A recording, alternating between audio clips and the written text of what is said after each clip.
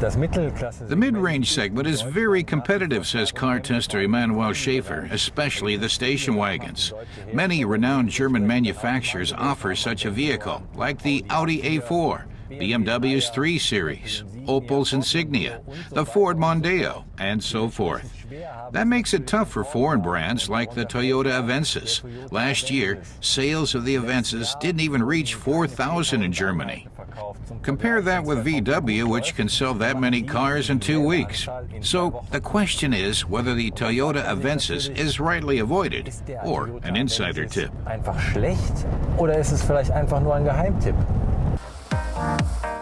A car's design is a matter of taste, and beauty is in the eye of the beholder.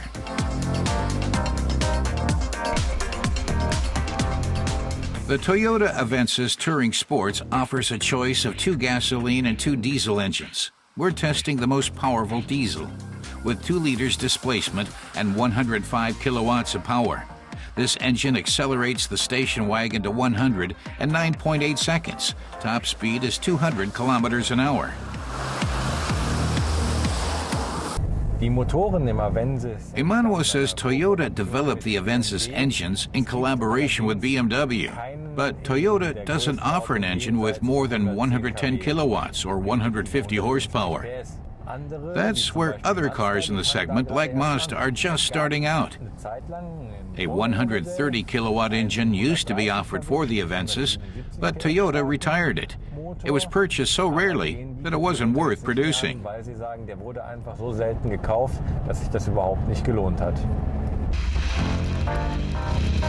So the Avensis isn't striving for sportiness so much as for thrift. The curves on the front make the Japanese car seem a bit chubby-cheeked, but the roofline descending to the rear is almost elegant. Storage space in the Avensis station wagon's trunk is between 543 and 1,609 liters. In comparison, the Passat trunk holds up to 1,780 liters. Emanuel has mixed feelings about the interior. Some parts are good, others a bit dismal. Starting with the plastic on the door handle. It has all the charm of a utility vehicle, he says. But he finds the instrument cluster very attractive, simple but nice. Just like the center console. There, the sat-nav and various switches are all simple but nice. In contrast, the controls on the steering wheel seem thrown together. What bothers Emanuel the most is the gray on the gear shift. It's not found anywhere else in the car. Down here, there's gray too, but it's matte. And it's found nowhere else in the car either. It's ghastly and doesn't fit with the rest of the car. To Emanuel, the noise level inside the Avensis seems a little louder than in most competitors. It's not terribly loud, but it could definitely be quieter, especially when you accelerate. Beyond 2,000 RPM, you clearly notice it.